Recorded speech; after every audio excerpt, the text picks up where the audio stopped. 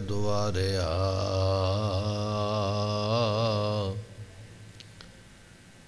ਰਖ ਲੇਵੋ ਦੀਨ ਦਿਆਲ। ਭ੍ਰਮਤ ਬਹੁ ਹਾਰਿਆ। ਭਗਤ ਵਛਲ ਤੇਰਾ ਬਿਰਦ। ਪਤਤ ਉਧਾਰਿਆ। ਤੁਝ ਬਿਨਾ ਨਾਹੀ ਕੋਇ। ਬਿਨੋ ਮੋਹਿ ਸਾਰਿਆ। ਕਰ ਗਏ ਲਹੋ ਦਿਆਲੋ। ਸਾਗਰ ਸੰਸਾਰਿਆ।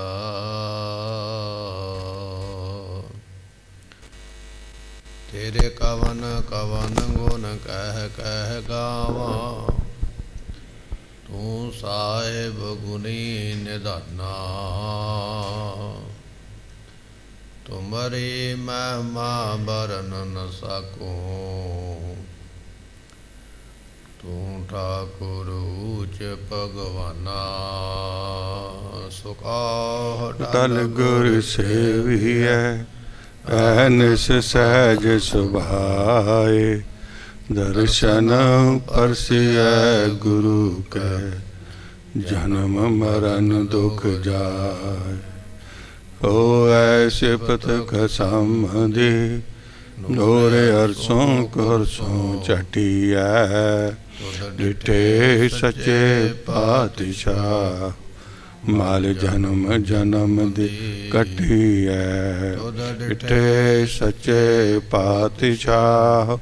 ਮਾਲ ਜਨਮ ਜਨਮ ਦੀ ਕੱਟੀਐ।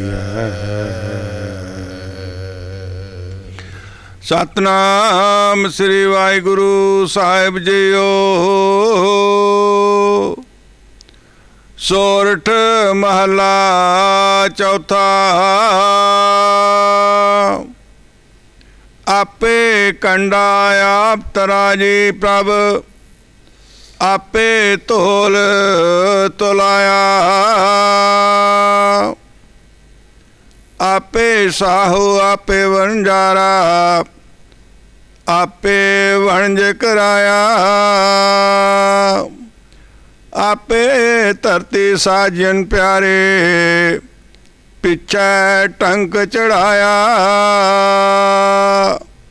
ਮੇਰੇ ਮਨ ਹਰ ਹਰ ਧਿਆਏ ਸੁਖ ਪਾਇਆ। ਹਰ ਹਰ ਨਾਮ ਨਿਧਾਨ ਹੈ ਪਿਆਰਾ। ਗੁਰਪੂਰਾ ਮੀਠਾ ਲਾਇਆ। ਆਪੇ ਕੰਡਾ ਆਪ ਤਰਾਜੀ ਪ੍ਰਭ। ਆਪੇ ਤੋਲ ਤੁਲਾਇਆ। ਵਾਹਿਗੁਰੂ ਜੀ ਕਾ ਖਾਲਸਾ। ਵਾਹਿਗੁਰੂ ਜੀ ਕੀ ਫਤਿਹ। ਵਾਲੀਏ ਕੁਲ ਆਲਮ। ਸਰਵਰੇ ਕਾਇਨਾਤ। ਜੁਗੋ ਜੁਗ ਅਟਲ। ਸਾਹਿਬ ਗੁਰੂ ਗ੍ਰੰਥ ਸਾਹਿਬ ਜੀਆਂ ਦੀ ਪਵਿੱਤਰ ਪਾਵਨ ਹਜ਼ੂਰੀ ਅੰਦਰ ਸੁਭਾਏਮਾਨ ਹੋ ਰਹੀ ਗੁਰੂ ਕੀ ਸੰਗਤ। ਆਪ ਸੰਗਤ ਨੇ ਸਤਿਗੁਰਾਂ ਦੇ ਦਰਬਾਰ ਵਿੱਚ ਬੈਠ ਕੇ ਸਤਿਗੁਰਾਂ ਦੀ ਇਲਾਹੀ ਗੁਰਬਾਣੀ ਦੇ ਕੀਰਤਨ ਦੀ ਦਾਤ ਸਰਵਣ ਕੀਤੀ ਹੈ। ਮਿਲਿਆ ਹੋਇਆ ਸਮਾਂ, ਮਿਲੇ ਹੋਏ ਸਵਾਸ ਗੁਰੂ ਕਿਰਪਾ ਨਾਲ, ਗੁਰੂ ਰਹਿਮਤ ਨਾਲ ਸਫਲੇ ਬਣਾਏ ਨੇ। ਇਸ ਵੇਲੇ ਆਪਾਂ ਲੜੀਵਾਰ ਗੁਰਬਾਣੀ ਦੀ ਕਥਾ ਜੋ ਸਤਿਗੁਰੂ ਜੀ ਸਾਨੂੰ ਸ਼ਬਦ ਦਰ ਸ਼ਬਦ ਬਖਸ਼ਿਸ਼ ਕਰ ਰਹੇ ਨੇ। ਅੱਜ ਦਾ ਇਹ ਸ਼ਬਦ ਆਪਾਂ 605 ਅੰਗ ਦੇ ਉੱਪਰ ਸਾਹਿਬ ਗੁਰੂ ਰਾਮਦਾਸ ਪਾਤਸ਼ਾਹ ਨੇ ਇਹ ਸ਼ਬਦ ਸਾਨੂੰ ਬਖਸ਼ਿਸ਼ ਕੀਤਾ ਹੈ। ਉਹ ਸ਼ਬਦ ਅਸੀਂ ਸਰਵਨ ਕਰਨ ਵਾਸਤੇ ਜਾ ਰਹੇ ਹਾਂ। ਗੁਰੂ ਰਾਮਦਾਸ ਪਾਤਸ਼ਾਹ ਮਹਾਰਾਜ ਜੀਆਂ ਦੇ ਕੋਲ ਸਵਰਗ ਦਾ ਰਾਜਾ ਜੋ ਇੰਦਰ ਹੈ, ਉਸਨੇ ਆ ਕੇ ਬੇਨਤੀ ਕੀਤੀ ਹੈ। ਕਹਿਣ ਲੱਗਾ, ਮਹਾਰਾਜ ਸਾਹਿਬ ਜੀ, ਪਰਮੇਸ਼ਰ ਵਸਦਾ ਕਿੱਥੇ ਹੈ, ਪਰਮੇਸ਼ਰ ਰਹਿੰਦਾ ਕਿੱਥੇ ਹੈ। ਪਰਮੇਸ਼ਰ ਦਾ ਟਿਕਾਣਾ ਕਿੱਥੇ ਹੈ? ਤੇ ਇਹ ਬਚਨ ਸੁਣ ਕੇ ਗੁਰੂ ਰਾਮਦਾਸ ਪਾਤਸ਼ਾਹ ਜੀਆਂ ਨੇ 6 ਸ਼ਬਦ ਜਿਹੜੇ ਨੇ ਉਸ ਨੂੰ ਉਪਦੇਸ਼ ਦਿੰਦਿਆਂ ਇੱਥੇ ਬਖਸ਼ਿਸ਼ ਕੀਤੇ ਨੇ। ਵਾਰੀ ਵਾਰੀ ਉਹ ਸ਼ਬਦ ਆਪਾਂ ਸਰਵਣ ਕਰ ਰਹੇ ਹਾਂ। ਇਸ ਤੋਂ ਪਹਿਲਾਂ ਉਹ ਆਪਾਂ ਜਿਹੜੇ ਸ਼ਬਦ ਨੇ 3 ਸਰਵਣ ਕੀਤੇ ਨੇ। ਇਹ ਚੌਥਾ ਸ਼ਬਦ ਮਹਾਰਾਜ ਜੀ ਉਪਦੇਸ਼ ਦੇ ਰੂਪ ਦੇ ਵਿੱਚ ਰਾਜੇ ਇੰਦਰ ਨੂੰ ਔਰ ਆਪਾਂ ਸਾਰਿਆਂ ਨੂੰ ਉਪਦੇਸ਼ ਦੇ ਰਹੇ ਨੇ। ਬੜੀ ਭਾਵਨਾ ਨਾਲ, ਸ਼ਰਧਾ ਨਾਲ ਸਤਿਗੁਰਾਂ ਦੇ ਜੋ ਅਗੰਮੀ ਬਚਨ ਨੇ ਇਹਨਾਂ ਨੂੰ ਆਪਾਂ ਸਰਵਣ ਕਰਾਂਗੇ। ਆਓ ਮਨ ਦੀਆਂ ਬਿਰਤੀਆਂ ਟਿਕਾਈਏ, ਭਾਵਨਾ ਨਾਲ ਸਰਵਣ ਕਰੀਏ, ਮਿਲ ਕੇ ਆਖੀਏ ਸਤਿਨਾਮ ਸ੍ਰੀ ਵਾਹਿਗੁਰੂ ਸਾਹਿਬ ਜੀ। ਸਤਿਨਾਮ ਸ੍ਰੀ ਵਾਹਿਗੁਰੂ ਸਾਹਿਬ ਜੀਓ। ਸੋਰਠ ਮਹੱਲਾ ਚੌਥਾ। ਪਾਤਸ਼ਾਹ ਗੁਰੂ ਰਾਮਦਾਸ ਮਹਾਰਾਜ ਸਾਹਿਬ ਜੀ ਸੋਰਠ ਰਾਗ ਦੇ ਅੰਦਰ ਇਹ ਸ਼ਬਦ ਬਖਸ਼ਿਸ਼ ਕਰਦੇ ਨੇ। ਸੋਰਠ ਨੂੰ ਗੁਰਬਾਣੀ ਵਿੱਚ ਰਾਗ ਨਹੀਂ ਲਿਖਿਆ।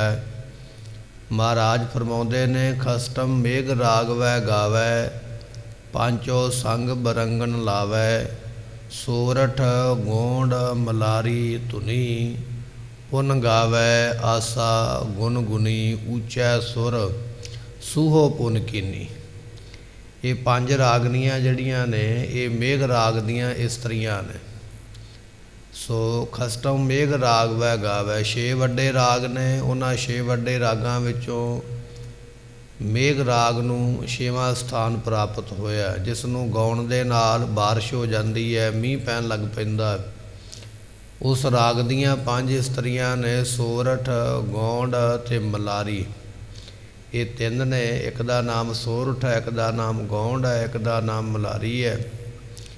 ਇਸੇ ਤਰ੍ਹਾਂ ਪੁਨ ਗਾਵੈ ਆਸਾ ਗੁਣ ਗੁਣੀ। ਫਿਰ ਆਸਾ ਵੀ ਇੱਕ ਰਾਗਨੀ ਹੈ, ਇਹ ਵੀ ਇਸ ਦੀ ਇਸਤਰੀ ਹੈ 4ਥੇ ਨੰਬਰ 'ਤੇ।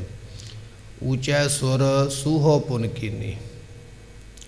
ਅਤੇ ਫਿਰ ਜਿਹੜੀ ਸੂਹੀ ਹੈ ਇਹ 5ਵੀਂ ਰਾਗਨੀ ਹੈ। ਇਸ ਤਰ੍ਹਾਂ 5 ਇਸਤਰੀਆਂ ਨੇ ਮੇਘ ਰਾਗ ਦੇ ਘਰ ਵਾਲੀਆਂ, ਅਤੇ 5 ਵਿੱਚੋਂ ਸੋਰਠ ਪਹਿਲੇ ਨੰਬਰ ਦੀ ਹੈ। ਮਹਾਰਾਜ ਨੇ ਇਸ ਰਾਗਨੀ ਨੂੰ ਗਾਉਣ ਦਾ ਸਮਾਂ ਸ਼ਾਮ ਨੂੰ 6 ਵਜੇ ਤੋਂ ਲੈ ਕੇ ਰਾਤ ਦੇ 9 ਵਜੇ ਤੱਕ ਦਾ ਹੈ। 3 ਘੰਟਿਆਂ ਦੇ ਵਿੱਚ ਇਸ ਰਾਗਨੀ ਨੂੰ ਜਦੋਂ ਮਰਜ਼ੀ 6 ਵਜੇ, 7 ਵਜੇ, 8 ਵਜੇ, 8:30 ਵਜੇ, 9 ਵਜੇ ਤੱਕ ਇਸ ਨੂੰ ਪੜ੍ਹਿਆ ਜਾ ਸਕਦਾ ਹੈ।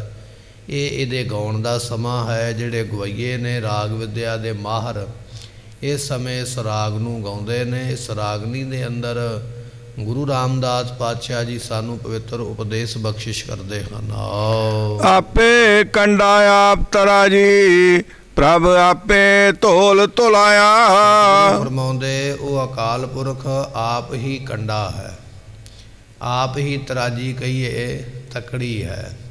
ਜਦੋਂ ਤਕੜੀ ਹੱਥ ਵਿੱਚ ਫੜ ਕੇ ਬਾਣੀਏ ਤੋਲਦੇ ਨੇ, ਅਤੇ ਜਿੱਥੋਂ ਤਕੜੀ ਨੂੰ ਫੜਿਆ ਜਾਂਦਾ ਉਹਦੇ ਵਿੱਚ ਇੱਕ ਉੱਪਰ ਨੂੰ ਬਣਿਆ ਹੋਇਆ ਸੂਆ, ਜਿਹੜਾ ਦੱਸਦਾ ਹੈ ਕਿ ਕਿਹੜੇ ਪਾਸੇ ਵਜ਼ਨ ਜ਼ਿਆਦਾ ਹੈ, ਕਿਹੜੇ ਪਾਸੇ ਵਜ਼ਨ ਘੱਟ ਹੈ, ਉਸ ਨੂੰ ਕੰਡਾ ਆਖਿਆ ਜਾਂਦਾ। ਕਹਿਣ ਲੱਗੇ ਉਹ ਵਜ਼ਨ ਦੱਸਣ ਵਾਲਾ ਜਿਹੜਾ ਵਿੱਚ ਲਾਇਆ ਹੋਇਆ ਹੈ ਤਕੜੀ ਦੇ, ਜਿੱਥੋਂ ਬਾਣੀਏ ਨੇ ਤਕੜੀ ਨੂੰ ਫੜਿਆ ਹੋਇਆ, ਉੱਥੋਂ ਉਹ ਦੱਸਦਾ ਪਿਆ ਕਿਹੜੇ ਪਾਸੇ ਪੱਲੜਾ ਭਾਰੀ ਹੈ, ਕਿਹੜੇ ਪਾਸੇ ਪੱਲੜਾ ਹੌਲਾ ਹੈ। ਉਹ ਕੰਡਾ ਵੀ ਪਰਮਾਤਮਾ ਆਪ ਹੀ ਹੈ, ਅਤੇ ਤਰਾਜੀ ਤਕੜੀ ਵੀ ਪਰਮਾਤਮਾ ਆਪ ਹੀ ਹੈ, ਜਿਹਦੇ ਵਿੱਚ ਰੱਖ ਕੇ ਤੂੰ ਸੌਦਾ ਤੋਲਦਾ ਪਿਆ। ਉਹ ਪਰਮਾਤਮਾ ਤਕੜੀ ਵੀ ਆਪ ਹੈ। ਪ੍ਰਭ ਆਪੇ ਤੋਲ ਤੁਲਾਇਆ। ਅਤੇ ਤੋਲ ਤੋਂ ਭਾਵ ਹੈ ਵੱਟਾ। ਜਿਹੜਾ ਵੱਟਾ ਰੱਖਿਆ ਗਿਆ ਨਾ ਵਜ਼ਨ ਕਰਨ ਵਾਸਤੇ, 5 ਕਿਲੋ, 10 ਕਿਲੋ, 15 ਕਿਲੋ, 50 ਕਿਲੋ, ਉਹ ਵੱਟਾ ਵੀ ਪਰਮਾਤਮਾ ਆਪ ਹੈ। ਅਤੇ ਤੁਲਾਇਆ, ਜਿਹੜਾ ਤੋਲਦਾ ਪਿਆ ਬਾਣੀਆਂ ਬੈਠ ਕੇ ਤਕੜੀ ਨੂੰ, ਉਹ ਬਾਣੀਆਂ ਵੀ ਪਰਮਾਤਮਾ ਆਪ ਹੀ ਹੈ। ਕੰਡਾ ਵੀ ਆਪ ਹੈ, ਤਕੜੀ ਵੀ ਆਪ ਹੈ, ਵੱਟਾ ਵੀ ਆਪ ਹੈ, ਅਤੇ ਤੋਲਣ ਵਾਲਾ ਵੀ ਆਪ ਹੈ। ਇੰਦਰ ਰਾਜੇ ਦਾ ਸਵਾਲ ਸੀ ਵੀ ਪਰਮਾਤਮਾ ਰਹਿੰਦਾ ਕਿੱਥੇ ਹੈ? ਤੇ ਸਤਿਗੁਰੂ ਪਾਤਸ਼ਾਹ ਕਹਿੰਦੇ ਜਰੇ ਜਰੇ ਵਿੱਚ ਹੈ ਭਾਈ। ਉਹ ਤੇ ਤਕੜੀ ਵੱਟੇ ਵਿੱਚ ਵੀ ਬੈਠਾ ਹੋਇਆ, ਤਕੜੀ ਵੱਟੇ ਨੂੰ ਫੜਨ ਵਾਲੇ ਦੇ ਵਿੱਚ ਵੀ ਬੈਠਾ ਹੋਇਆ, ਤਕੜੀ ਵੱਟੇ ਦੇ ਵੇਟ ਨੂੰ ਦੱਸਣ ਵਾਲਾ ਵੀ ਕਿਹੜੇ ਪਾਸੇ ਪੱਲੜਾ ਹੌਲੀ ਹੈ ਅਤੇ ਕਿਹੜੇ ਪਾਸੇ ਭਾਰੀ ਹੈ, ਇਹ ਦੱਸਣ ਵਾਲਾ ਕੰਡਾ ਵੀ ਉਹ ਆਪ ਹੀ ਹੈ। ਇਸ ਕਰਕੇ ਇਹ ਇੰਦਰ ਰਾਜੇ ਉਹ ਪਰਮਾਤਮਾ ਦੇ ਜਰੇ ਜਰੇ ਵਿੱਚ ਸਮਾਇਆ ਹੈ। ਫਿਰ ਮਹਾਰਾਜ ਬਖਸ਼ਿਸ਼ ਕਰਦੇ ਹਨ। ਆਪੇ ਕੰਡਾ ਆਪ ਤਰਾ ਜੀ, ਪ੍ਰਭ ਆਪੇ ਤੋਲ ਤੁਲਾਇਆ। ਕਹੀਏ ਪ੍ਰੇਮ, ਉਹ ਪਰਮਾਤਮਾ ਪ੍ਰੇਮ ਰੂਪ ਵੀ ਆਪ ਹੈ। ਜਤਰ ਤਤਰ ਦਿਸਾ ਵਿਸਾ ਹੋਏ ਫੈਲਿਓ ਅਨੁਰਾਗ। ਅਨੁਰਾਗ ਨਾਮ ਗੁਰਖੋ ਪ੍ਰੇਮ ਦਾ ਹੈ। ਉਹ ਪਰਮਾਤਮਾ ਜਤਰ ਕਤਰ, ਜਿੱਥੇ ਕਿਥੇ ਦਿਸ਼ਾਵਾਂ ਦੇ ਵਿੱਚ, ਧਰਤੀ ਦੇ ਵਿੱਚ, ਆਕਾਸ਼ ਦੇ ਵਿੱਚ, ਜਰੇ ਜਰੇ ਵਿੱਚ, ਕਣ ਕਣ ਦੇ ਵਿੱਚ ਪ੍ਰੇਮ ਰੂਪ ਹੋ ਕੇ ਸਮਾ ਰਿਹਾ ਹੈ। ਆਪੇ ਕੰਡਾ, ਉਹ ਪਰਮਾਤਮਾ ਆਪ ਹੀ ਕੰਡਾ ਕਹੀਏ ਪ੍ਰੇਮ ਰੂਪ ਹੈ ਭਾਈ। ਤਾਂ ਹੀ ਮਹਾਰਾਜ ਨੇ ਬਚਨ ਲਿਖਿਆ ਨਾ, ਜਿਨ ਪ੍ਰੇਮ ਕੀਓ ਤਿਨ ਹੀ ਪ੍ਰਭ ਪਾਇਓ।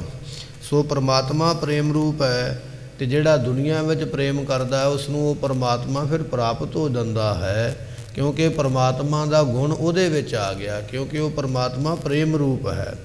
ਜਤਰ ਤਤਰ ਦਿਸਾ ਵਿਸਾ ਹੋਏ ਫੈਲਿਓ ਅਨੁਰਾਗ। ਐਸਾ ਅਕਾਲ ਪੁਰਖ ਜਿਹੜਾ ਪ੍ਰੇਮ ਰੂਪ ਹੋ ਕੇ ਫੈਲਿਆ ਹੋਇਆ। ਸੋ ਉਸ ਨੂੰ ਜੇ ਪ੍ਰਾਪਤ ਕਰਨਾ ਤੇ ਤੇਰੇ ਮਨ ਦੇ ਵਿੱਚ ਵੀ ਪ੍ਰੇਮ ਹੋਣਾ ਚਾਹੀਦਾ। ਜਿਨ ਪ੍ਰੇਮ ਕੀਓ, ਜਿਨ੍ਹਾਂ ਜਿਨ੍ਹਾਂ ਨੇ ਪ੍ਰੇਮ ਕੀਤਾ ਤਿਨ ਹੀ ਪ੍ਰਭ ਪਾਇਓ। ਉਹਨਾਂ ਨੇ ਉਸ ਦੀ ਪ੍ਰਾਪਤੀ ਕੀਤੀ ਹੈ। ਪ੍ਰੇਮ ਕਰਨ ਵਾਲੇ ਉਸ ਨੂੰ ਪ੍ਰਾਪਤ ਕਰ ਗਏ। ਦੂਜਾ ਬਚਨ ਮਹਾਰਾਜ ਲਿਖਦੇ ਆਪ ਤਰਾਜੀ। ਤਰਾਜੀ ਨਾਮ ਤਕੜੀ ਦਾ, ਤਕੜੀ ਤੋਂ ਲੈ ਲੈਣਾ ਬੁੱਧੀ, ਕਿਉਂਕਿ ਤਕੜੀ ਦੇ ਪਲੜੇ ਦੱਸਦੇ ਨਾ ਕਿੱਧਰ ਵਜਨ ਘੱਟ ਹੈ ਤੇ ਕਿੱਧਰ ਵੱਧ ਹੈ। ਇਹ ਸਾਨੂੰ ਸਾਡੀ ਬੁੱਧੀ ਦੱਸਦੀ ਹੈ, ਅਕਲ ਦੱਸਦੀ ਹੈ ਕਿਹੜਾ ਕੰਮ ਪਾਪ ਵਾਲਾ, ਕਿਹੜਾ ਕੰਮ ਪੁੰਨ ਵਾਲਾ, ਕਿਹੜਾ ਕੰਮ ਭਲੇ ਵਾਲਾ, ਕਿਹੜਾ ਕੰਮ ਬੁਰੇ ਵਾਲਾ। ਸਰੀਰ ਦੇ ਵੱਖੋ ਵੱਖਰੇ ਅੰਗ ਨੇ, ਵੱਖੋ ਵੱਖਰੇ ਅੰਗਾਂ ਦਾ ਵੱਖੋ ਵੱਖਰਾ ਕੰਮ ਹੈ।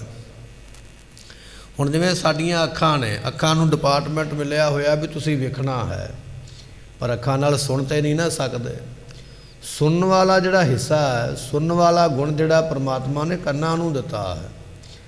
ਸੁਣਿਆ ਕੰਨਾਂ ਦੇ ਨਾਲ ਹੀ ਜਾਣਾ ਹੈ। ਜੇ ਕੋਈ ਆਖੇ ਵੀ ਕੰਨਾਂ ਨਾਲ ਮੈਂ ਵੇਖ ਲਵਾਂ, ਕੰਨਾਂ ਨਾਲ ਵੇਖਿਆ ਨਹੀਂ ਜਾਣਾ, ਸੁਣਿਆ ਜਾਣਾ। ਅੱਖਾਂ ਨਾਲ ਸੁਣਿਆ ਨਹੀਂ ਜਾਣਾ, ਅੱਖਾਂ ਨਾਲ ਵੇਖਿਆ ਜਾਣਾ। ਇਹ ਰੱਬ ਨੇ ਸਾਡੇ ਸਰੀਰ ਦੇ ਵੱਖ-ਵੱਖ ਅੰਗ ਲਾਏ ਨੇ ਜਿਹੜੇ ਆਪੋ ਆਪਣਾ ਕੰਮ ਕਰਦੇ।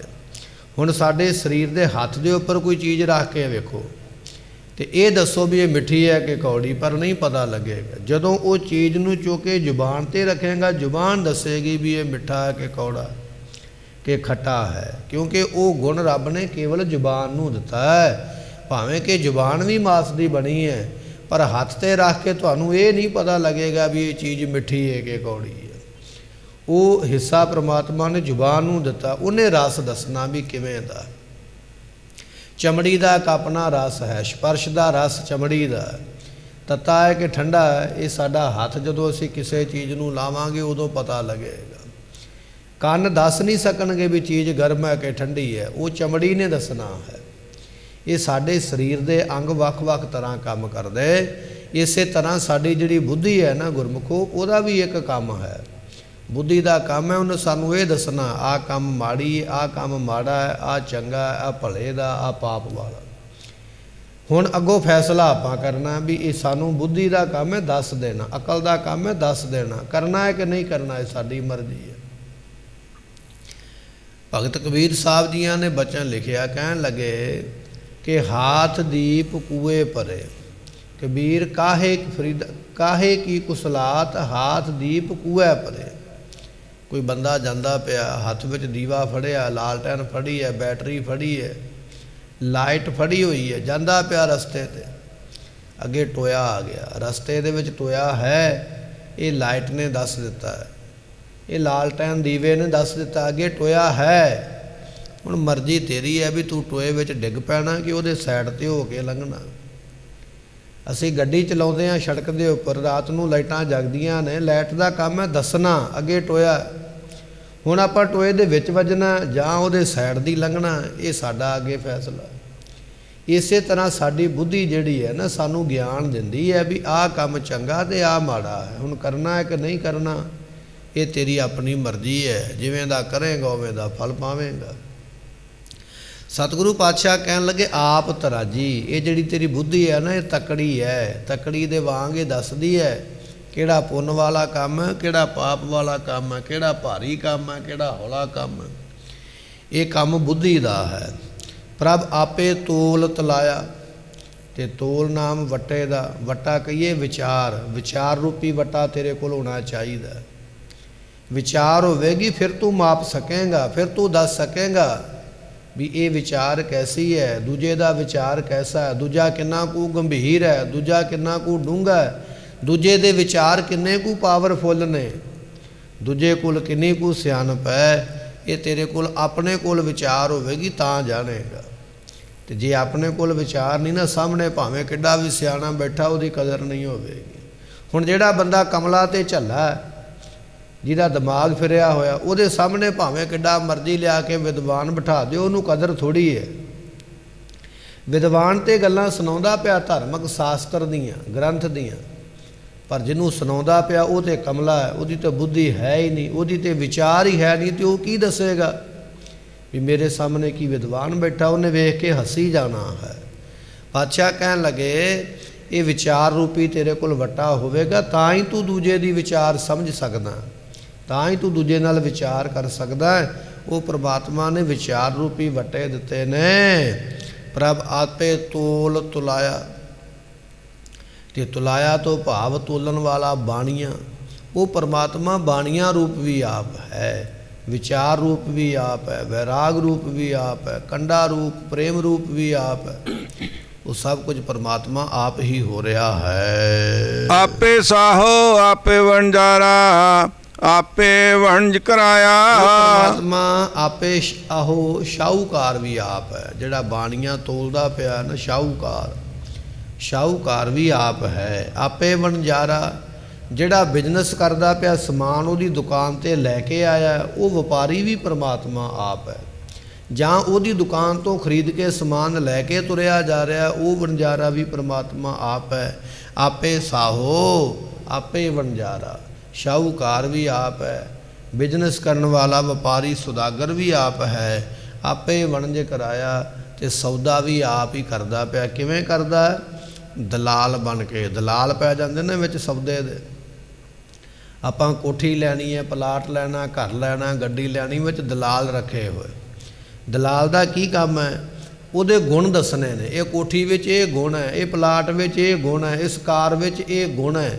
ਉਹਨੇ ਗੁਣ ਦੱਸ ਕੇ ਵਿੱਚ ਦਲਾਲੀ ਕਰਨੀ ਹੈ। ਕਦੇ ਕਿਸੇ ਨੂੰ ਥੋੜ੍ਹਾ ਜਿਹਾ ਨੀਵਾਂ ਕਰ ਲਿਆ, ਪੈਸੇ ਘਟਾਤੇ, ਕਿਸੇ ਦੇ ਥੋੜ੍ਹੇ ਵਧਾਤੇ, ਉਹ ਦਲਾਲੀ ਕਰਕੇ ਤੇ ਸੌਦਾ ਕਰਾਉਂਦਾ। ਕਹਿਣ ਲੱਗੇ ਪ੍ਰਮਾਤਮਾ ਤੂੰ ਸ਼ਾਹੂਕਾਰ ਵੀ ਆਪ ਹੈ, ਵਪਾਰੀ ਵੀ ਆਪ ਹੈ, ਵਣਜ ਕਰਾਇਆ, ਵਪਾਰ ਕਰਾਉਣ ਵਾਲਾ ਦਲਾਲ ਵੀ ਤੂੰ ਆਪ ਹੀ ਹੈ, ਵਿੱਚ ਪੈ ਕੇ ਦਲਾਲੀ ਕਰਾਉਂਦਾ ਪਿਆ।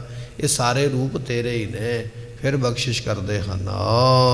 ਆਪੇ ਸਾਹੋ ਆਪੇ ਵਣਜਾਰਾ, ਆਪੇ ਵਣਜ ਕਰਾਇਆ। ਸ਼ਾਹੂਕਾਰ ਕੀ ਹੈ? ਉਹ ਪ੍ਰਮਾਤਮਾ ਸ਼ਾਹੂਕਾਰ ਰੂਪੀ ਗੁਰੂ ਹੈ। ਉਹ ਗੁਰੂ ਬਣ ਕੇ ਉਪਦੇਸ਼ ਦੇਣ ਵਾਲਾ ਪ੍ਰਮਾਤਮਾ ਆਪ ਹੀ ਸ਼ਾਹੂਕਾਰ ਗੁਰੂ ਰੂਪ ਹੈ। ਅਤੇ ਵਣਜ ਤੋਂ ਭਾਵ ਵਪਾਰੀ ਕੌਣ ਹੈ? ਜਗਿਆਸੂ, ਵਿਦਿਆਰਥੀ, ਸਿੱਖ। ਉਹ ਸਿੱਖ ਵੀ ਆਪ ਹੈ। ਗੁਰੂ ਬਣ ਕੇ ਉਪਦੇਸ਼ ਵੀ ਆਪੇ ਦੇ ਰਿਹਾ, ਸਿੱਖ ਬਣ ਕੇ ਉਪਦੇਸ਼ ਵੀ ਆਪੇ ਲੈ ਰਿਹਾ ਹੈ। ਆਪੇ ਜਪੋ ਆਪਣਾ ਜਾਪ, ਜਾਪ ਵੀ ਆਪੇ ਦਿੰਦਾ। ਆ ਜਪ, ਤੇ ਜਾਪ ਨੂੰ ਲੈਣ ਵਾਲਾ ਵੀ ਆਪ ਹੈ, ਲੈ ਕੇ ਜਪਦਾ ਵੀ ਆਪ ਹੀ ਹੋ ਪਿਆ। ਆਪੇ ਸ਼ਾਹੋ ਆਪੇ ਵਣਜਾਰਾ, ਉਹ ਪ੍ਰਮਾਤਮਾ ਸ਼ਾਹੂਕਾਰ ਆਪ ਹੀ ਹੈ ਭਾਈ, ਨਾਮ ਜਪਣ ਵਾਲਾ, ਨਾਮ ਦੇਣ ਵਾਲਾ, ਅਤੇ ਉਸ ਦਿੱਤੇ ਹੋਏ ਨਾਮ ਨੂੰ ਲੈ ਕੇ ਜਪਣ ਵਾਲਾ ਵਣਜਾਰਾ ਕਹੀਏ, ਵਿਦਿਆਰਥੀ ਵੀ ਆਪ ਹੀ ਹੈ।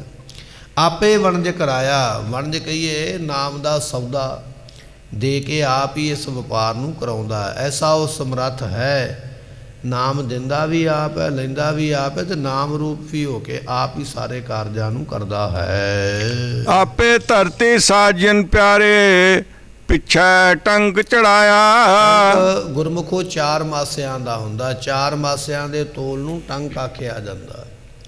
ਪਾਤਸ਼ਾਹ ਕਹਿਣ ਲੱਗੇ ਜਦੋਂ ਸ੍ਰਿਸ਼ਟੀ ਸਾਜੀ ਨਾ ਪਰਮਾਤਮਾ, ਤੇ ਧਰਤੀ ਦੇ ਪਿੱਛੇ ਤੂੰ 4 ਟੰਕ ਚਾੜੇ, 4 ਤੱਤ ਬਣਾਏ।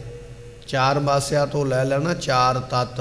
ਇੱਕ ਹੈ ਅਗਨ, ਇੱਕ ਹੈ ਪਾਣੀ, ਇੱਕ ਹੈ ਹਵਾ, ਤੇ ਇੱਕ ਹੈ ਆਕਾਸ਼। ਇਹ 4 ਤੱਤ ਨੇ। ਧਰਤੀ ਦੇ ਨਾਲ ਹੋਰ 4 ਤੱਤ ਮਿਲਾ ਕੇ ਤੂੰ ਇਹ ਸਾਰੀ ਸ੍ਰਿਸ਼ਟੀ ਸਾਜੀ ਹੈ। ਆਪੇ ਧਰਤੀ ਸਾਜੀਆਂ ਪਿਆਰੇ।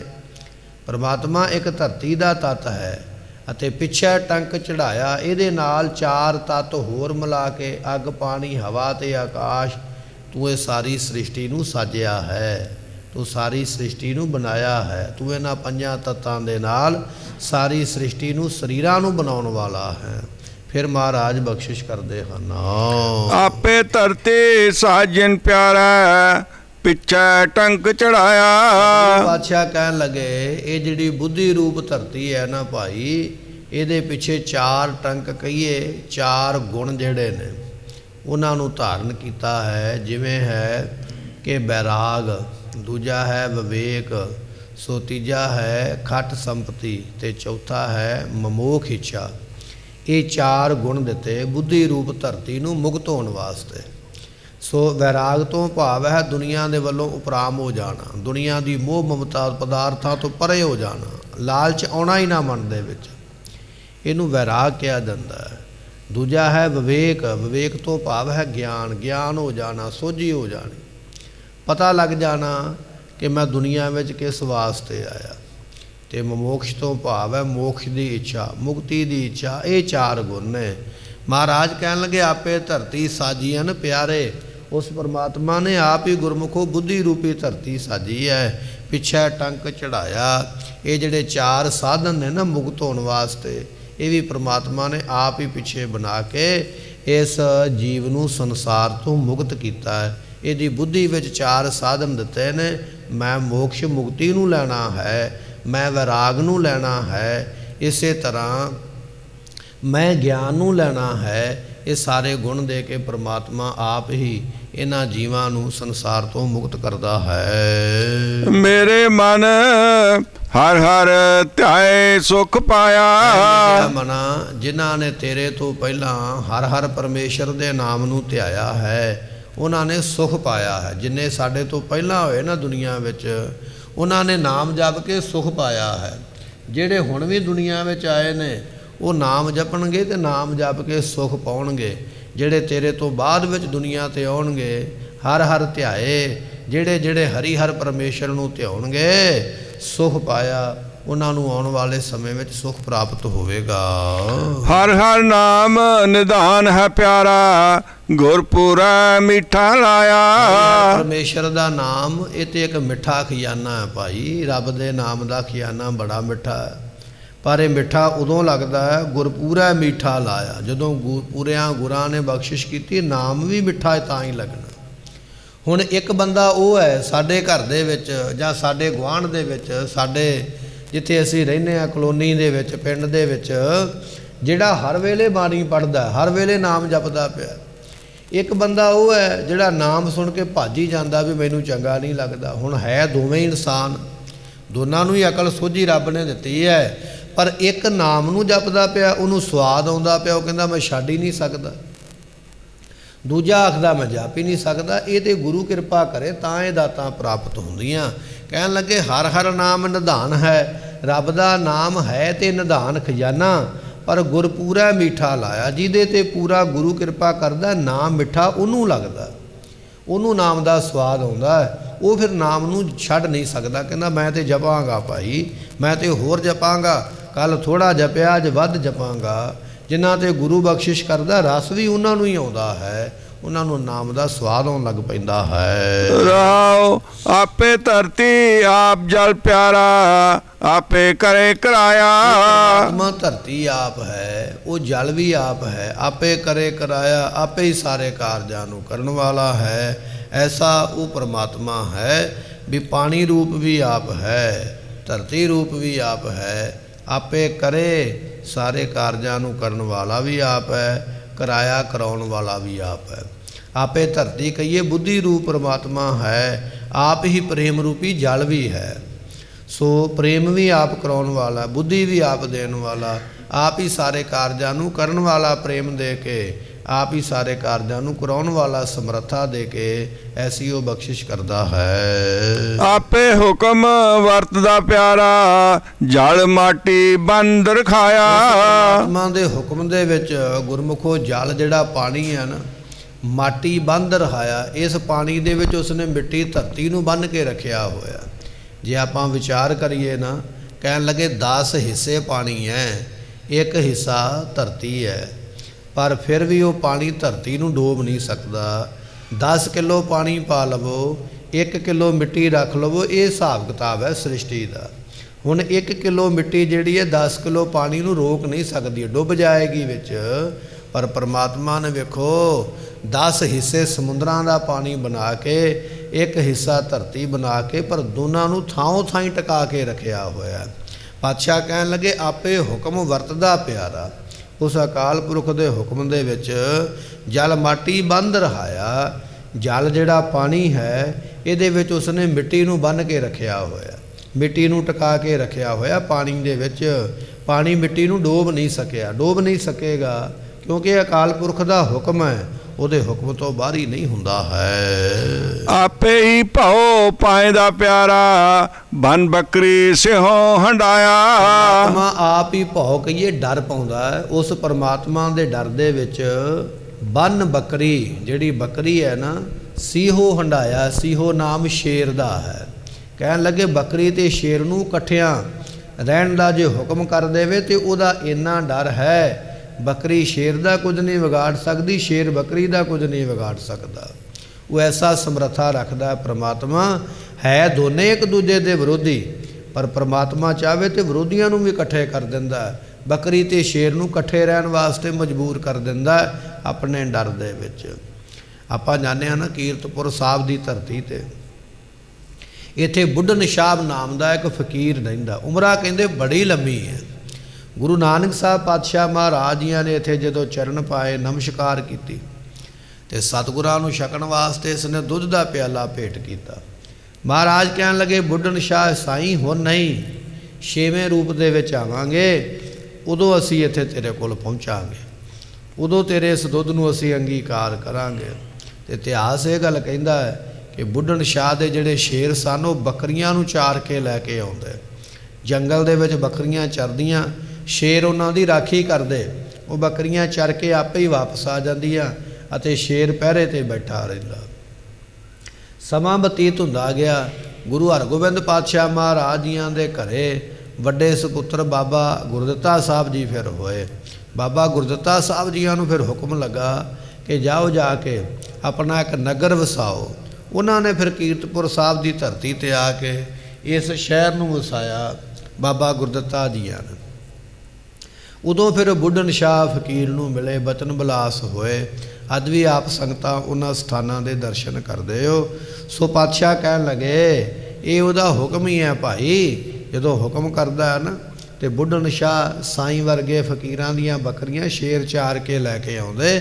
ਐਸਾ ਉਹ ਪਰਮਾਤਮਾ ਨੇ ਡਰ ਦਿੱਤਾ ਹੋਇਆ ਵੀ ਵਿਰੋਧੀ ਵੀ ਇੱਕ ਦੂਜੇ ਨੂੰ ਖਤਮ ਨਹੀਂ ਕਰ ਸਕਦੇ, ਸ਼ੇਰ ਵੀ ਬੱਕਰੀ ਨੂੰ ਮਾਰ ਨਹੀਂ ਸਕਦਾ।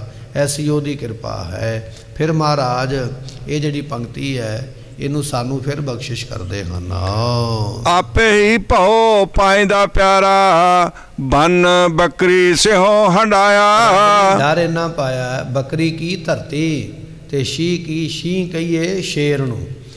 ਸ਼ੇਰ ਤੋਂ ਲੈ ਲੈਣਾ ਪਾਣੀ। ਜਿਵੇਂ ਸ਼ੇਰ ਬੱਕਰੀ ਨੂੰ ਖਾ ਨਹੀਂ ਸਕਿਆ, ਇਸੇ ਤਰ੍ਹਾਂ 10 ਹਿੱਸੇ ਪਾਣੀ ਹੁੰਦਾ ਹੋਇਆ ਵੀ ਧਰਤੀ ਨੂੰ ਡੋਬ ਨਹੀਂ ਸਕਿਆ। ਬੰਨ ਬੱਕਰੀ ਸੀਹੋ ਹੰਡਾਇਆ। ਉਸਨੇ ਬੱਕਰੀ ਕਹੀਏ ਧਰਤੀ ਬੰਨ੍ਹ ਕੇ ਰੱਖੀ ਹੋਈ ਹੈ ਪਰਮਾਤਮਾ ਨੇ। ਧਰਤੀ ਦੇ ਉੱਪਰ ਜੀਵ ਵੀ ਉਸਨੇ ਬੰਨ੍ਹ ਕੇ ਰੱਖੇ ਹੋਏ ਨੇ। ਅਤੇ ਫਿਰ ਸ਼ੀਹੋ ਨਾਮ ਪਾਣੀ ਦਾ ਹੈ। ਪਾਣੀ 10 ਗੁਣਾ ਵੱਧ ਹੈ ਧਰਤੀ ਦੇ ਨਾਲੋਂ। ਸਾਇੰਸ ਇਹ ਗੱਲ ਕਹਿੰਦੀ ਹੈ 29% ਧਰਤੀ ਹੈ, 71% ਪਾਣੀ ਹੈ। ਪਰ ਪਰਮਾਤਮਾ ਨੇ ਇਹੋ ਜਿਹਾ ਡਰ ਦਿੱਤਾ ਹੋਇਆ, ਇੰਨਾ ਪਾਣੀ ਹੁੰਦਿਆਂ ਹੋਇਆਂ ਸ਼ੇਰ ਦੇ ਵਾਂਗ ਤਾਕਤਵਰ ਹੈ ਪਾਣੀ, ਪਰ ਫਿਰ ਵੀ ਕਹਿਣ ਲੱਗੇ ਧਰਤੀ ਨੂੰ ਡੋਬ ਨਹੀਂ ਸਕਦਾ।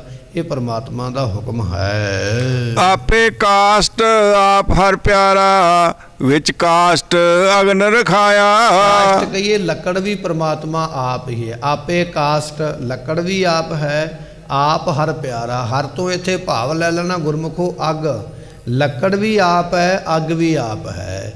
ਆਪੇ ਕਾਸ਼ਟ ਆਪ ਹਰ ਪਿਆਰਾ। ਉਹ ਪਿਆਰਾ ਪਰਮਾਤਮਾ ਲੱਕੜ ਵੀ ਆਪ, ਅੱਗ ਵੀ ਆਪ ਹੈ।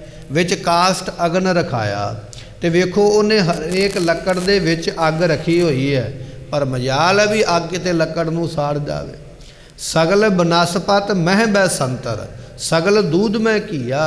ਇਹ ਗੁਰਬਾਣੀ ਦਾ ਬਚਨ ਹੈ। ਦੁੱਧ ਦੇ ਵਿੱਚ ਘਿਓ ਹੈ, ਪਰ ਘਿਓ ਆਪਣੇ ਆਪ ਦੁੱਧ ਚੋਂ ਬਾਹਰ ਨਹੀਂ ਨਿਕਲੇਗਾ, ਤੈਨੂੰ ਯਤਨ ਕਰਨਾ ਪਵੇਗਾ, ਫਿਰ ਘਿਓ ਬਾਹਰ ਨਿਕਲਦਾ ਹੈ। ਇਸੇ ਤਰ੍ਹਾਂ ਅੱਗ ਵੀ ਲੱਕੜ ਦੇ ਵਿੱਚ ਹੈ। ਜਿਹੜੀ ਲੱਕੜ ਹਰੀ ਭਰੀ ਖਲੋਤੀ ਹੈ ਨਾ, ਰੁੱਖ ਖਲੋਤਾ ਹੋਇਆ, ਫਸਲ ਖਲੋਤੀ ਹੋਈ ਹੈ, ਸਾਨੂੰ ਲੱਗਦਾ ਨਹੀਂ, ਪਰ ਉਸ ਹਰੀ ਫਸਲ ਦੇ ਵਿੱਚ, ਹਰੀ ਲੱਕੜ ਦੇ ਵਿੱਚ ਵੀ ਉਸ ਪਰਮਾਤਮਾ ਨੇ ਅੱਗ ਨੂੰ ਛੁਪਾ ਕੇ ਰੱਖਿਆ ਹੋਇਆ, ਤੇ ਉਹ ਅੱਗ ਲੱਕੜ ਨੂੰ ਸਾੜ ਨਹੀਂ ਸਕਦੀ ਹੈ, ਕਿਉਂਕਿ ਪਰਮਾਤਮਾ ਦਾ ਹੁਕਮ ਹੈ। ਫਿਰ ਜਦੋਂ ਲੱਕੜ ਨੂੰ ਵੱਢਿਆ ਜਾਂਦਾ, ਵੱਢ ਕੇ ਸੁਕਾਇਆ ਜਾਂਦਾ, ਉਹਨੂੰ ਚੁੱਲ੍ਹੇ ਵਿੱਚ ਰੱਖਿਆ ਜਾਂਦਾ, ਅੱਗ ਲਾਈ ਜਾਂਦੀ ਹੈ ਤੇ ਤਾਂ ਅੱਗ ਲੱਗਦੀ ਹੈ, ਆਪਣੇ ਆਪ ਨਹੀਂ ਲੱਗਦੀ, ਕਿਉਂਕਿ ਹੁਕਮ ਨਹੀਂ ਨਾ ਪਰਮਾਤਮਾ ਦਾ ਵੀ ਆਪਣੇ ਆਪ ਤੋਂ ਕੁਝ ਨਹੀਂ ਕਰਨਾ। ਸਤਿਗੁਰੂ ਪਾਤਸ਼ਾਹ ਕਹਿਣ ਲੱਗੇ, ਭਾਈ ਲੱਕੜੀ ਦੇ ਵਿੱਚ ਅੱਗ ਤੇ ਉਹਨੇ ਪਹਿਲਾਂ ਹੀ ਟਿਕਾਈ ਹੋਈ ਸੀ, ਬਸ ਤੂੰ ਤੇ ਇੱਕ ਬਾਹਰੋਂ ਯਤਨ ਹੀ ਕੀਤਾ ਉਹਨੂੰ ਅੱਗ ਵਿਖਾਉਣ ਦਾ, ਅੱਗ ਲੱਗ ਗਈ ਹੈ, ਪਰ ਤੇਰੇ ਵਿਖਾਉਣ ਤੋਂ ਬਿਨਾਂ ਆਪਣੇ ਆਪ ਅੱਗ ਨਹੀਂ ਲੱਗੀ ਹੈ। ਅੱਗ ਉਹਦੇ ਵਿੱਚ ਬੈਠੀ ਜ਼ਰੂਰ ਰਹੀ ਹੈ ਲੱਕੜ ਦੇ, ਪਰ ਉਹਨੇ ਆਪਣੇ ਆਪ ਸਾੜਿਆ ਨਹੀਂ ਹੈ। ਉਹ ਐਸਾ ਪਰਮਾਤਮਾ ਸਾਰਿਆਂ ਨੂੰ ਹੁਕਮ ਦੇ ਵਿੱਚ ਬੰਨ੍ਹ ਕੇ ਰੱਖਦਾ, ਅੱਗ ਦੀ ਹਿੰਮਤ ਨਹੀਂ ਪੈਂਦੀ ਹੈ ਕਿ ਉਹਦੇ ਹੁਕਮ ਤੋਂ ਬਾਹਰੀ ਹੋ ਕੇ ਲੱਕੜ ਨੂੰ ਸਾੜ ਦੇਣਾ ਕਰੇ। ਆਪੇ ਹੀ ਆਪ ਵਰਤਦਾ ਪਿਆਰਾ, ਭੈ ਅਗਨ ਨਾ ਸਕੈ ਜਲਾਇਆ। ਪਰਮਾਤਮਾ ਆਪ ਹੀ ਵਰਤਦਾ ਪਿਆ, ਉਸਨੇ ਅੱਗ ਨੂੰ ਇਹੋ ਜਿਹਾ ਡਰ ਦਿੱਤਾ ਵੀ ਮੇਰੇ ਹੁਕਮ ਤੋਂ ਬਿਨਾ ਤੂੰ ਲੱਕੜ ਨੂੰ ਸਾੜਨਾ ਨਹੀਂ ਹੈ। ਅੱਗ ਵਿੱਚ ਹੀ ਬੈਠੀ ਲੱਕੜ ਦੇ, ਪਰ ਸਾੜ ਨਹੀਂ ਪਾਈ, ਕਿਉਂ? ਪਰਮਾਤਮਾ ਦਾ ਹੁਕਮ ਹੈ। ਪਾਣੀ ਨੂੰ ਹੁਕਮ ਹੈ ਕਿ ਧਰਤੀ ਨੂੰ ਡੁੱਬਣਾ ਨਹੀਂ, ਡੁੱਬਦਾ ਨਹੀਂ। ਅੱਗ ਨੂੰ ਹੁਕਮ ਹੈ ਲੱਕੜ ਨੂੰ ਸਾੜਨਾ ਨਹੀਂ, ਅੱਗ ਸਾੜਦੀ ਨਹੀਂ। ਜਿੰਨਾ ਚਿਰ ਉਸ ਲੱਕੜ ਨੂੰ ਕੱਟ ਕੇ ਸੁਕਾ ਕੇ ਆਪ ਨਹੀਂ ਅੱਗ ਲਾਵਾਂਗੇ, ਲੱਕੜ ਪਈ ਪਈ ਗਲ ਜਾਏਗੀ, ਭੁੱਗ ਜਾਏਗੀ, ਸਿਉਂਕ ਖਾ ਜਾਏਗੀ, ਤੇ ਉਹ ਲੱਕੜ ਬਣ ਕੇ ਬਰੀਕ ਆਟਾ ਬਣ ਜਾਏਗੀ, ਪਰ ਆਪਣੇ ਆਪ ਅੱਗ ਨਹੀਂ ਲੱਗੇਗੀ, ਕਿਉਂਕਿ ਪਰਮਾਤਮਾ ਦੇ ਡਰ ਹੈ ਅੱਗ ਨੂੰ, ਆਪਣੇ ਆਪ ਕੁਝ ਨਹੀਂ ਕਰਨਾ ਹੈ। ਕਹਿੰਦੇ ਇਸ ਤਰ੍ਹਾਂ ਪਰਮਾਤਮਾ ਭਾਈ ਸਾਰਿਆਂ ਨੂੰ ਆਪਣੇ ਡਰ ਵਿੱਚ ਰੱਖੀ ਬੈਠਾ। ਭੈ ਵਿੱਚ ਪਵਨ ਵਹਿ ਸਦਵਾਓ, ਭੈ ਵਿੱਚ ਚੱਲੇ ਲੱਖ ਦਰਿਆਓ, ਭੈ ਵਿੱਚ ਅਗਨ ਕੱਢੇ ਵੇਗਾਰ, ਭੈ ਵਿੱਚ ਧਰਤੀ ਦੱਬੀ ਭਾਰ, ਭੈ ਵਿੱਚ ਸੂਰਜ, ਭੈ ਵਿੱਚ ਚੰਦ, ਕੋਹ ਕਰੋੜੀ ਚਲਤ ਨ ਅੰਤ, ਭੈ ਵਿੱਚ ਸਿੱਧ ਬੁੱਧ ਸੁਰਨਾਥ, ਭੈ ਵਿੱਚ ਆਡਾਣੇ ਆਕਾਸ਼। ਇਹ ਮਹਾਰਾਜ ਨੇ ਬਚਨ ਲਿਖਿਆ ਆਸਾ ਦੀ ਵਾਰ ਦੇ ਵਿੱਚ। ਭਾਵੇਂ ਆਕਾਸ਼ ਹੈ, ਭਾਵੇਂ ਦੇਵਤੇ ਨੇ, ਭਾਵੇਂ ਉਪਗ੍ਰਹਿ ਜਾਂ ਬ੍ਰਹਿਮੰਡ ਨੇ, ਭਾਵੇਂ ਨਦੀਆਂ ਤੇ ਨਾਲੇ, ਸਮੁੰਦਰ ਤੇ ਧਰਤੀ ਹੈ, ਸਾਰੇ ਉਹਦੇ ਡਰ ਦੇ ਵਿੱਚ ਨੇ, ਬਾਹਰ ਕੋਈ ਨਹੀਂ ਹੈ। ਬਿਨ ਡਰ ਕਰਨੇ ਹਾਰਾ, ਸਗਲ ਸਮਗਰੀ ਡਰ ਹੈ ਵਿਆਪੀ। ਜਿੰਨੀ ਦੁਨੀਆ ਬਣਾਈ ਹੈ ਸਾਰੀ ਨੂੰ ਡਰ ਉਸਨੇ ਪਾਇਆ ਹੋਇਆ, ਪਰ ਬਿਨ ਡਰ ਕਰਨੇ ਹਾਰਾ, ਬਣਾਉਣ ਵਾਲਾ ਡਰ ਤੋਂ ਬਾਹਰੀ ਹੈ, ਉਹਨੂੰ ਆਪ ਨੂੰ ਕੋਈ ਡਰ ਨਹੀਂ ਹੈ। ਉਸਨੇ ਭੈ ਅਗਨ ਨਾ ਸਕੈ ਜਲਾਇਆ, ਅੱਗ ਨੂੰ ਡਰ ਦੇ ਕੇ ਰੋਕਿਆ ਹੋਇਆ। ਆਪਣੀ ਮਰਜ਼ੀ ਨਾਲ ਅੱਗ ਲੱਕੜ ਨੂੰ ਸਾੜ ਨਹੀਂ ਸਕਦੀ ਹੈ। ਆਪੇ ਮਾਰ ਜਵਾਏ ਦਾ ਪਿਆਰਾ, ਸਾਹਾ ਲੈਂਦੇ ਸਭ ਲਵਾਇਆ। ਪਰਮਾਤਮਾ ਮਾਰਦਾ ਵੀ ਆਪ ਹੀ ਹੈ ਭਾਈ। ਜਦੋਂ ਮੌਤ ਆਉਂਦੀ ਹੈ ਨਾ, ਉਹ ਕੋਈ ਦੂਜਾ ਮੌਤ ਨਹੀਂ ਲੈ ਕੇ ਆਇਆ, ਮੌਤ ਵੀ ਉਹਦੇ ਹੁਕਮ ਦੇ ਨਾਲ ਆਈ ਹੈ। ਮਾਰਨ ਵਾਲਾ ਵੀ ਆਪ ਹੈ, ਤੇ ਜਿਵਾਇੰਦਾ ਤੋਂ ਭਾਵ ਜਿਉਣ ਵਾਲਾ, ਜੀਵਨ ਦੇਣ ਵਾਲਾ, ਜ਼ਿੰਦਗੀ ਦੇਣ ਵਾਲਾ ਵੀ ਉਹ ਆਪ ਹੈ। ਜਿਉਣ ਵਾਲਾ ਵੀ ਆਪ, ਮਾਰਨ ਵਾਲਾ ਵੀ ਹੈ। ਮਾਰੈ ਰਾਖੈ ਏਕੋ ਆਪ, ਮਾਨੁਖ ਕੈ ਕੇਸ਼ ਨਾਹੀ ਹਾਥ। ਬੰਦੇ ਦੇ ਹੱਥ ਕੁਝ ਨਹੀਂ ਹੈ। ਕਈ ਵਾਰ ਡਾਕਟਰ ਵੀ ਕਹਿ ਦਿੰਦੇ ਸਾਡੇ ਵੱਸੋਂ ਗੱਲ ਬਾਹਰ ਹੋ ਗਈ ਹੈ, ਹੁਣ ਤੇ ਰੱਬ ਦੇ ਅੱਗੇ ਫਰਿਆਦ ਕਰੋ, ਜੇ ਉਹ ਚਾਹਵੇਗਾ ਤੇ ਮੋੜ ਪਵੇਗਾ, ਤੇ ਜੇ ਨਾ ਚਾਹਿਆ ਤੇ ਫਿਰ ਕੁਝ ਨਹੀਂ ਹੋ ਸਕਦਾ। ਕਈ ਵਾਰ ਮਰਦੇ ਮਰਦੇ ਨੂੰ ਬਚਾਅ ਪ੍ਰਾਪਤ ਹੋ ਜਾਂਦਾ ਹੈ, ਤੇ ਕਈ ਵਾਰੀ ਬਚਿਆ ਬਚਿਆ ਮਰ ਵੀ ਜਾਂਦਾ ਹੈ। ਉਹ ਪਰਮਾਤਮਾ ਇਹੋ ਜਿਹਾ ਹੈ, ਆਪੇ ਹੀ ਮਾਰਦਾ, ਆਪੇ ਹੀ ਜਿਵਾਉਂਦਾ ਹੈ। ਸਾਹ ਲੈਂਦੇ ਸਭ ਲਵਾਇਆ। ਇਹ ਜਿੰਨੇ ਵੀ ਆਪਾਂ ਸਾਹ ਲੈਂਦੇ ਪਏ ਨਾ, ਅੰਦਰ ਹਵਾ ਖਿੱਚਦੇ ਪਏ, ਇਹ ਸਾਰੇ ਸਾਹ ਪਰਮਾਤਮਾ ਸਾਨੂੰ ਆਪ ਦਿੰਦਾ ਪਿਆ, ਤਾਂ ਇਹ ਸਾਨੂੰ ਪ੍ਰਾਪਤ ਹੁੰਦੇ ਪਏ। ਜੇ ਉਹ ਸਾਹ ਨਾ ਦੇਵੇ ਤੇ ਝਾਟੀ ਉਹ ਮੁਕਾ ਵੀ ਸਕਦਾ ਹੈ।